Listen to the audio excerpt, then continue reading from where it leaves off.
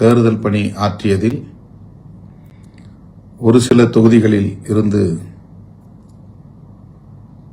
தோழர்கள் ஒற்றுமையாக இருந்து பணியாற்றவில்லை என்கிற தகவல்கள் வந்துள்ளன. அது குறித்து தகவல்கள் திரட்டப்பட்டு வருகின்றன.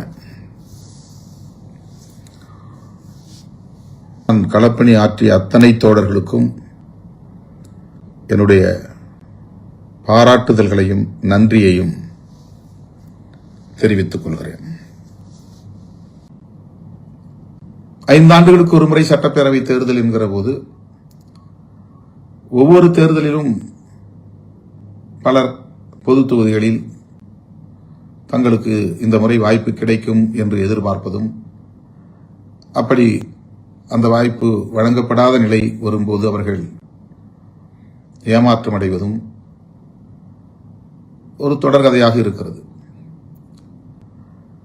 ஆகவே பொது தொகுதிகளில்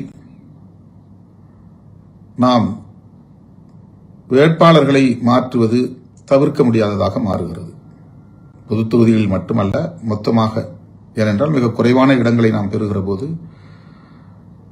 புதிய புதிய ஆட்களுக்கும் நாம் வாய்ப்பு தர வேண்டும் என்கிற ஒரு நிலைப்பாட்டை புறந்தள்ள முடியாது. அந்த கோரிக்கை வலுவாக எழுகிறது. கட்சி வலுப்பெற அதிகாரத்தை நோக்கி நகர முன்னணி பொறுப்பாளர்களிடையே போட்டி வலுக்கிறது. 2001 நான் தேடி ஆட்களை பிடித்து போட்டேன்.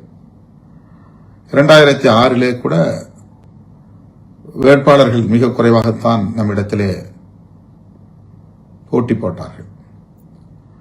ஆனால் 2011 அதிகரித்தது, 16 இன்னும் அதிகரித்தது, 21 மேலும் ஒரு தொகுதிக்கு 10 பேர் என்கிற அடிப்படையில் போட்டி அதிகரித்தது.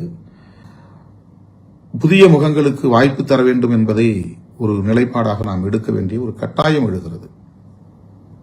அந்த அடிப்படையில் தான் பொது தொகுதிகளில் வென்ற தம்பி ஷானவாஸ் அவர்களுக்கும் தம்பி SS பாலாஜி அவர்களுக்கும் இந்த முறை நான் வாய்ப்பு தர இயலாமல் போனது.